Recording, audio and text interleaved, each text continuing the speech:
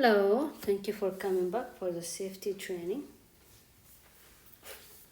We did the orientation training earlier. Now we're doing the safety part. The safety training is like self-explanatory. You just talk about what do we have to do to be safe in a new environment, in a new working area. This book is found online for free on the HCA website. I already sent you an email earlier today, so you can read it.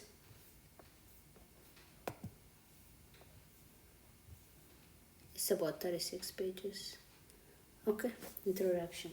Safety training helps you to stay safe and avoid any injury and illness related to performing services and support in a long-term care setting.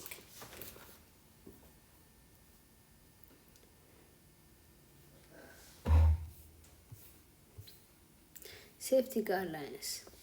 All the time prevent accident and injury to yourself and clients. Stop the spread of infection and diseases and prepare for and handle emergencies. Prevent accident injury to yourself and clients. How? Okay, let's see. First is back safety and conditioning. The way you stand up, the way you pick up things, the way you transfer people, these are all included in the posture. Proper posture includes standing and sitting in upright position without slouching or rounding your shoulder. Proper conditioning involves aerobic exercise, strengthening, stretching, core muscles of the spine and stomach. Walking, swimming, bicycling are excellent ways to condition the entire body to improve your heart. Moderate exercise builds a healthy back. These are the stretching exercises. It's very good if you read them and follow them.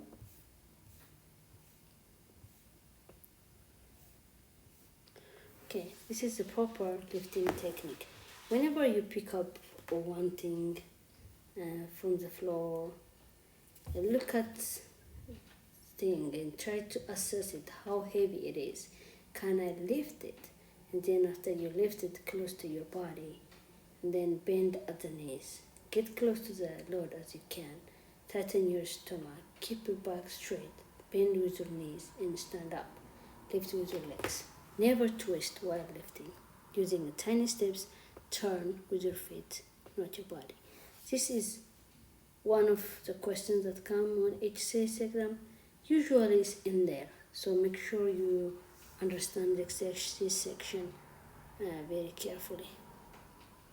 This is how you lift stuff overhead. Okay, in a home care setting or in a family home, usually work with people, so there are some risk factors in there. So because you provide care to a client in a physical demanding work, you manually lift, transfer, reposition, or provide care, and increased risk of pain and injury to your back.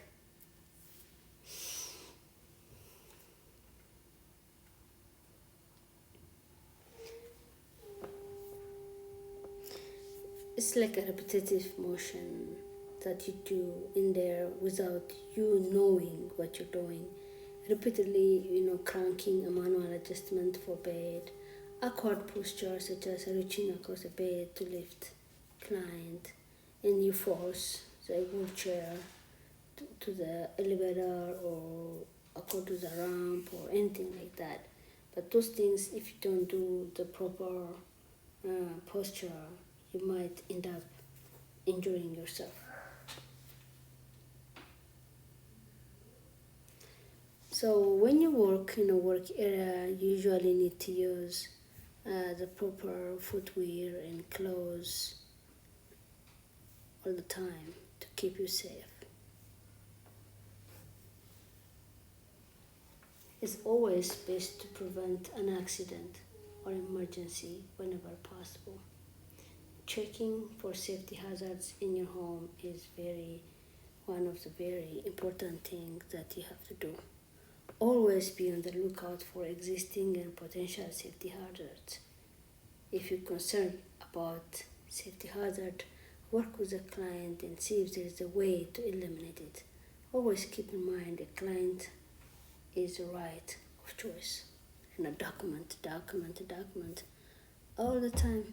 This is like the checklist, what you have to look around your place in your working area.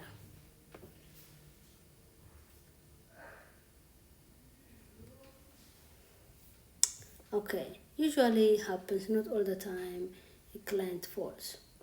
So what do you have to do? Clients falls can be serious.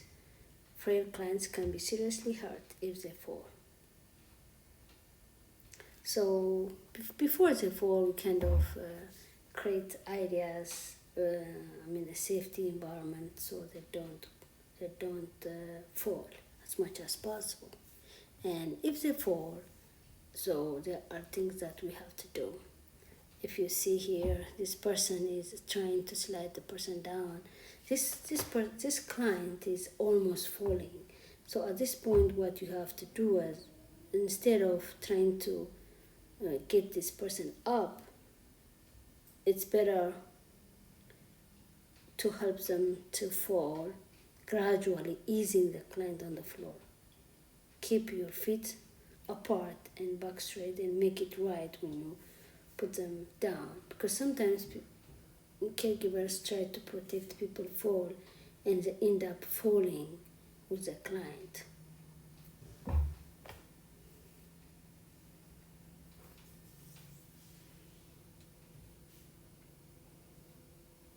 So make sure there's a proper lighting in the house all the time, and the housekeeping keeps the house clean.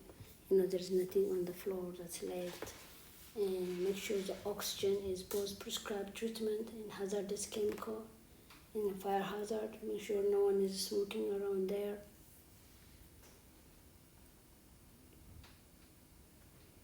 There's a lot of things that you need to look out for safety reasons.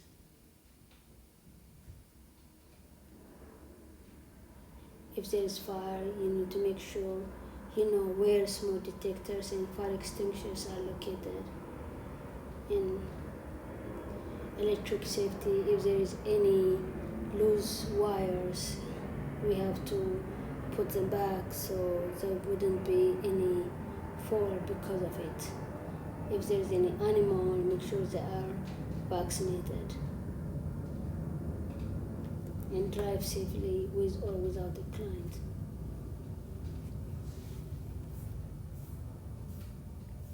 Already covered all this. Fire safety, electric, weapon, animal.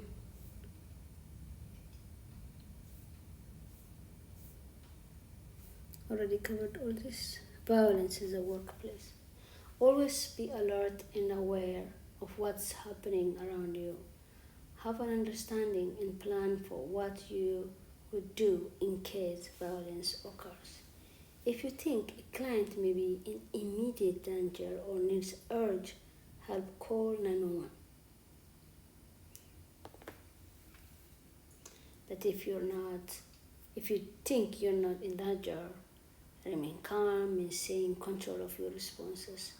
Remain the person you are with and try to calm them down. If you see any abuse, you have to report with this number.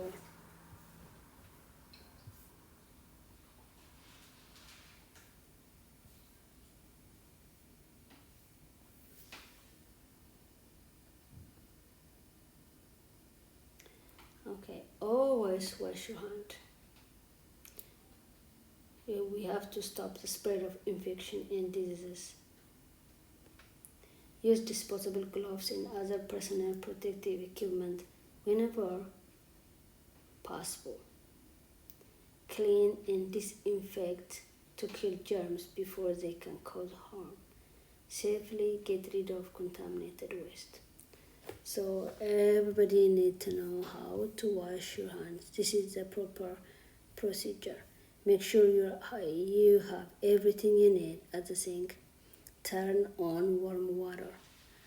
I'm sure most of you know how to wash, but this is a very important step to learn and to earn it, because it is very important.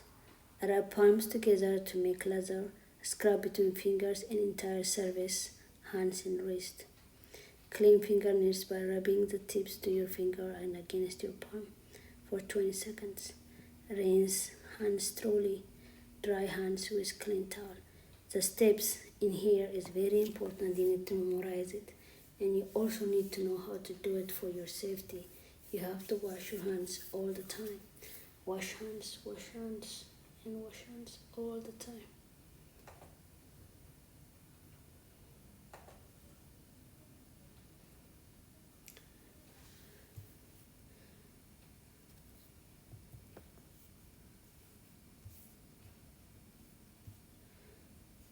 And you also need to wear disposable gloves whenever that's possible.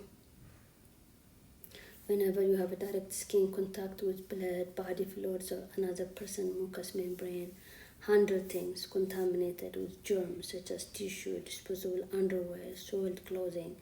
Have contact with a client that has open wound, clean up body fluids, assist a client with toileting or other personal care.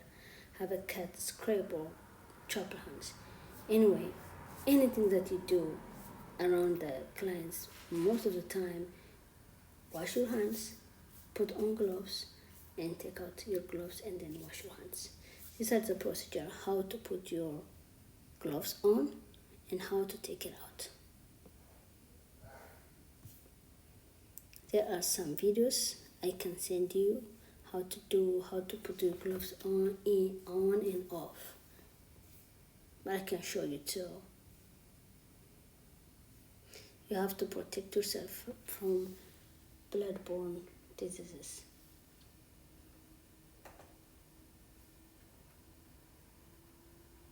Although you are risk of exposure to blood-borne disease in the workplace is small, it still exists. So you have to put gloves all the time. Just follow standard precautions as much as possible. Always use standard precaution in every situation that could involve possible contact with blood and body fluids. Standard precautions should be used with every client. So PPE or personal protective equipment, these are like goggles, mask, face shields, gloves. These are called PPE. So you have to use those things as much as possible. At this time, I'm sure because of COVID, everybody knows what these PPEs are: masks, goggles, eye shields. Everybody knows.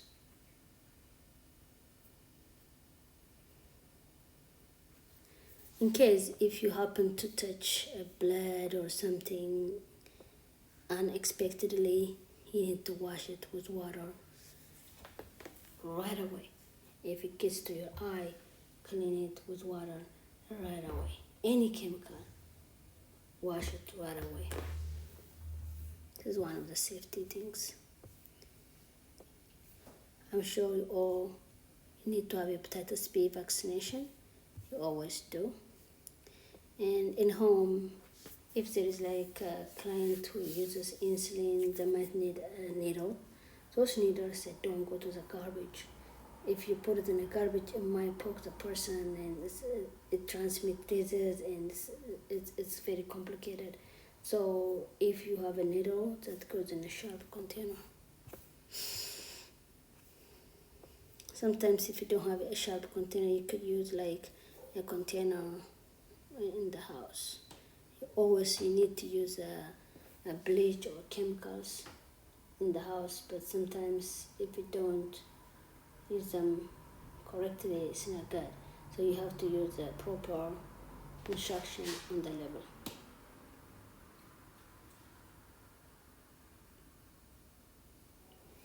So all long-term care workers, they have to know how to handle emergencies.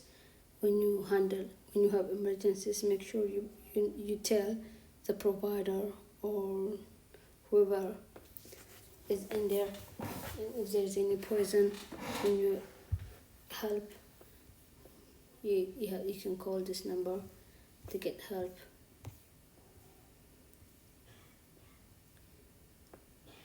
Just like any other emergencies, when there is a evacuation need to be done, you have to tell the provider. Sometimes there is a fire emergency in the house, so there's some procedures that you need to follow. If it is a fire emergency, you have to follow the rescue procedure. So working in AFH or ALF will have periodic fire drills to practice what to do in case of a fire. Usually every 2 months, the provider will run a fire drill practice just to practice the people in the house where they go in case the fire happens. HCA workers should know the evacuation plan for a client, the best evacuation route out of the home, and the address across the street of the client's home. This information is available in client care plan. If you discover a fire, remember RISE to help you respond to safety correctly. R stands for rescue. Stop what you are doing and get client to safety. A is alarm. Sound an alarm. That means pulling a fire alarm or calling 911. C, confine the fire by closing all doors and windows you can safely reach. E, extinguish the fire with a fire extinguisher if it is safe to do so. Or evacuate the area if the fire is too large to a fire extinguisher. I will send YouTube about this so you can have a good understanding of it.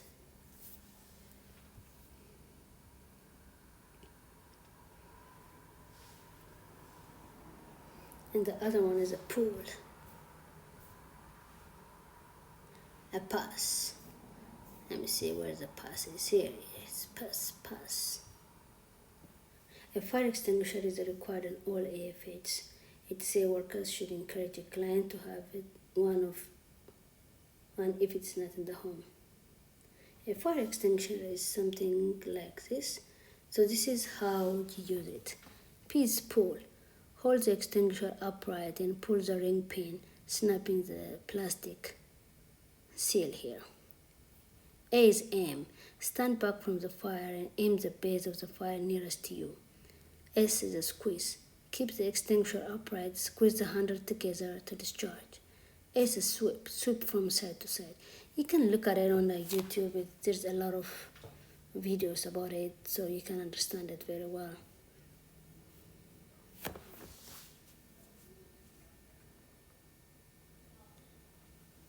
Okay, it's like there are some emergencies, like a natural disaster, like earthquakes. So we need to know how to do for those things. During an earthquake, keep yourself safe and assist a client when shaking stops. Stay in the building. Take cover under a desk or a table and hold on. Stay away from window, heavy cabinets, bookcases, or glass dividers. When the shaking stops, get out of the building. Don't attempt to move a building seriously injured person unless he or she is in immediate danger or further injury. If you are outside, stand away from the building, tree or telephone or electric lines. If you are on the road, drive away from the underpass or overpass. Stay in the vehicle. The other family provider usually have emergency procedures in the house, so if you have time, you can look those very carefully to have more to understand more to what to do when there is a power outage, when working in a client home. You need to know all these things, understand it. If you don't understand most of the things, you could ask, where things are and what to do. It's usually better to know things ahead of time than being sorry later. In conclusion, this training is a good start at knowing what to watch for and do to safeguard you and your client safely and well-being. Even if most of these are self-explanatory this just gonna aware you how to be safe. Thank you very much for attending this class. I hope I will see you for my next class. Thank you very much.